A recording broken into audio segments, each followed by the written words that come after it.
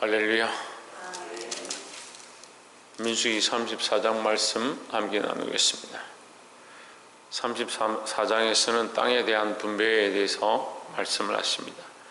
땅에 대한 분배를 하기 전에 하나님께서 먼저 뭘 하시냐면 땅의 경계를 정하십니다. 경계를 정하셨다. 34장 2절에 보면 너는 이스라엘 자손에게 명하여 그들에게 이르라. 너희가 가나안 땅에 들어가는 때에 그 땅은 너희의 기업이 되리니 곧 가나안 사방 지경이라 했습니다.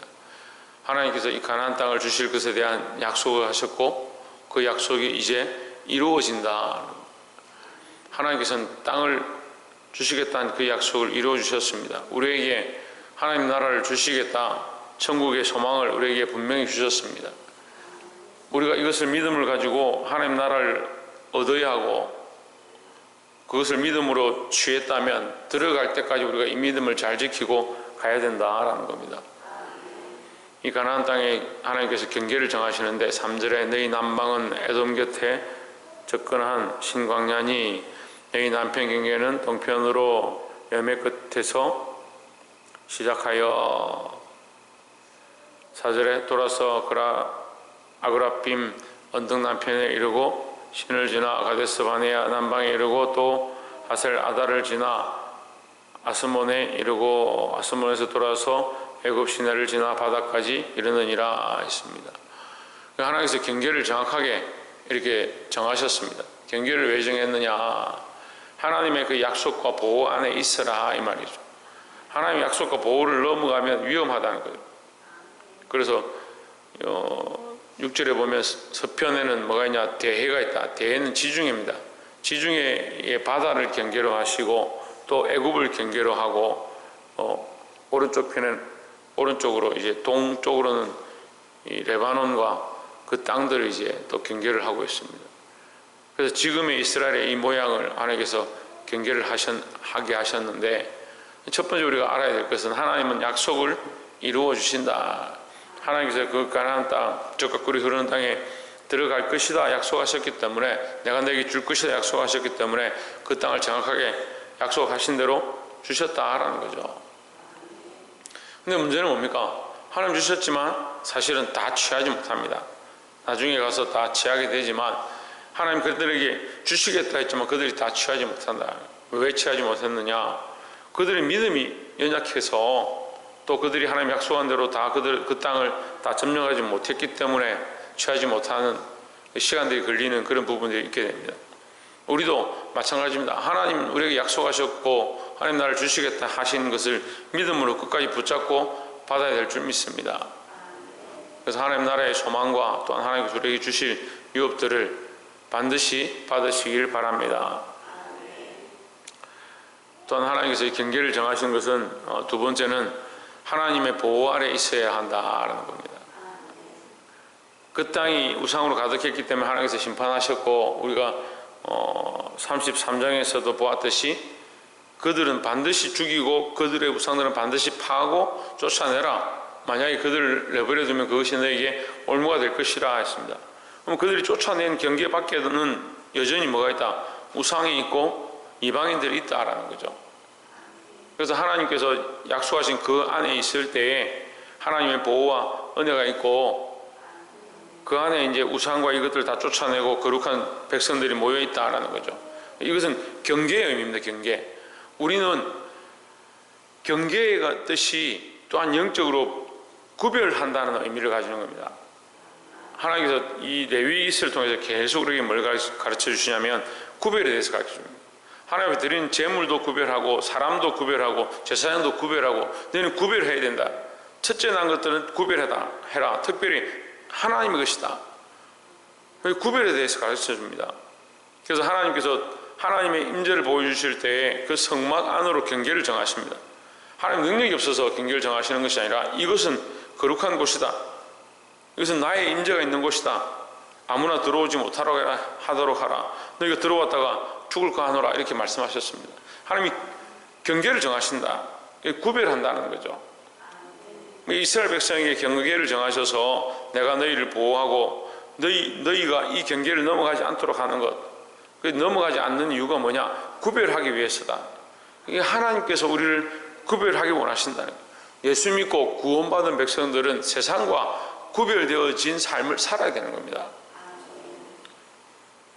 이 믿음을 가졌다는 것이 뭐가 다르냐? 구별된다는 거죠. 문제가 생기면 구별되어진 결정들을 하는 겁니다. 시간이 되어지면 하나님 앞에 나오는 구별을 하는 겁니다. 세상은 여전히 자기의 즐거움을 쫓아가지만 우리는 뭘 해야 되냐? 하나님 앞에 주의를 지키고 안식일을 지키고 예배를 지키고 구별된 시간을 가지는 겁니다. 하나님이 주신 것들을 어떻게 하느냐? 하나님의 것이다 구별하는 겁니다. 하나님 주신 자녀들을 내 것이 아니고 하나님의 것이구나 구별하는 겁니다. 이 구별하는 것은 하나님의 보호 아래 있다, 하나님의 경계 아래 있다라는 의미를 가지는 거죠. 왜요? 왜 그렇습니까? 우리는 하나님의 것이기 때문이라는 거죠.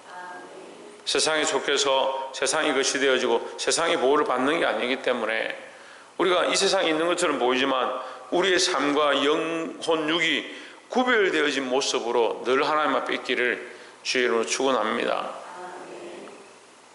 우리 마지막으로 13절에 모세가 이스라엘 자손에게 명하여 이르되 이는 너희가 제비 뽑아 얻을 땅이라 여호와께서 이것을 9지파와 반지파에게 주라고 명하셨나니 했습니다.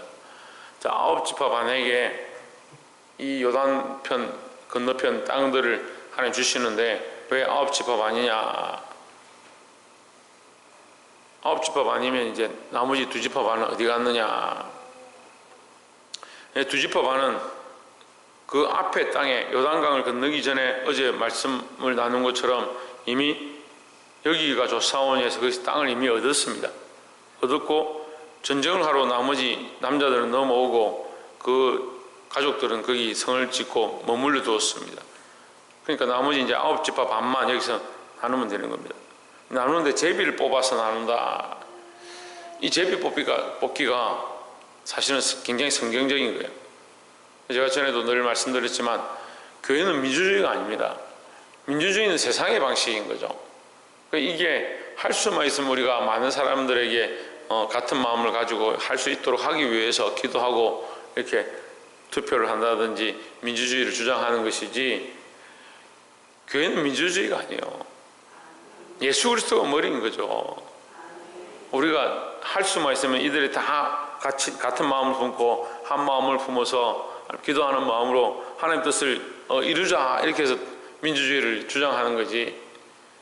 민주주의는 백성들의 생각입니다. 사람들의 생각인 거죠. 제비를 뽑는다. 그러면 자기들 마음대로 가서 막 취하고 힘센 쪽 지파가 더 많은 땅을 얻고 비옥한 곳을 얻고 그렇게 해야 하는데 그렇게 하지 않고 제비를 뽑았다. 무슨 뜻입니까? 하나님의 뜻에 맡겼다라는 거죠. 이번에도 제가 이제 임원 관련 문제가 있어서 참 기도하는데 어떻게 하면 좋을까? 근데 어떤 목사님이 좋은 아이디어를 내서 제비를 뽑자. 좋은 생각이 돼서 그랬습니다. 좋은 생각이다.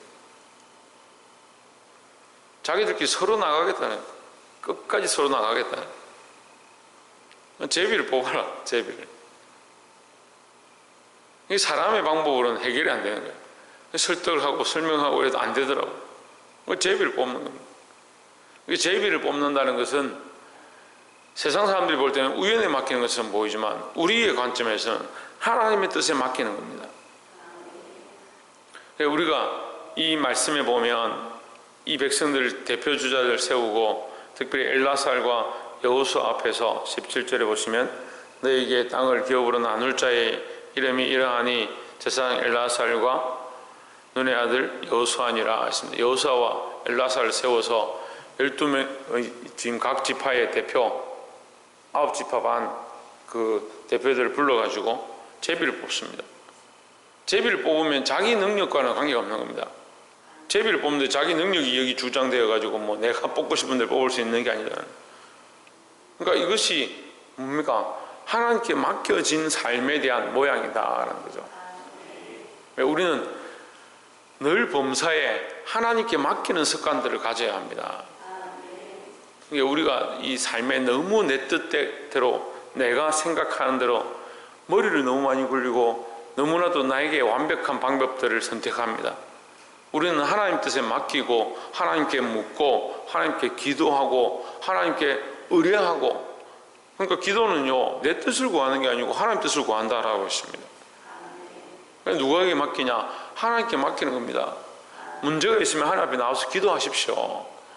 근데 기도할 때 항상 우리가 가져야 될 습관이 내가 이렇게 하나님 되길 원합니다. 요거 좀 해결되길 원합니다. 이렇게 되면 좋겠습니다 하는 게 아니라, 할 수만 있으면 하나님의 뜻이 이 문제를 통해서 이루어지게 하시고, 이 문제 가운데 내가 어떻게 해결해야 될지, 어디로 가야 될지 모르겠습니다. 하나님 도와주십시오. 이렇게 기도해야 된다는 거죠. 말씀을 맺겠습니다. 많은 사람들이 자기 뜻을 주장하고 자기가 원하는 대로 살고 있습니다. 우리는 세상과 구별되어진 백성들이 되어야 합니다. 하나님의 보호 아래에 있어야 되고 특별히 하나님 뜻을 따라 살아야 한다는 겁니다. 그렇게 하기 위해서 날마다 할 수만 있으면 우리의 삶 하나님 앞에 맡겨드리고 하나님 뜻대로 인도해 주십시오. 또한 기도 가운데 내 뜻을 보는 것이 아니라 하나님의 뜻을 보게 해 주십시오. 자기 뜻은 모르는 사람이 없잖아요. 자기 뜻을 모르는 사람이 어디 있습니까? 그런데 자꾸 기도하는데 내 뜻을 더 구하고 내 뜻이 이루어지길 바라고, 그건 기도가 아니죠. 고집이죠. 기도는 하나님의 뜻, 그래서 하나님의 뜻이 하늘에서 이루어진 것처럼 땅에서도 이루어지길 원합니다. 그게 주기도문인 것처럼 우리가 우리 가정을 위해 기도할 때 우리 가정에 하나님의 뜻이 이루어지길 원합니다. 직장을 위해 기도할 때 직장 가운데 하나님의 뜻이 이루어지길 원합니다. 내 삶을 위해 기도할 때 내 삶에 하나님 뜻이 이루어지길 원합니다. 그렇게 맡겨드리고 하나님 뜻을 구할 수 있는 저와 여러분 되시기를 주의 이름으로 축원합니다. 기도하겠습니다.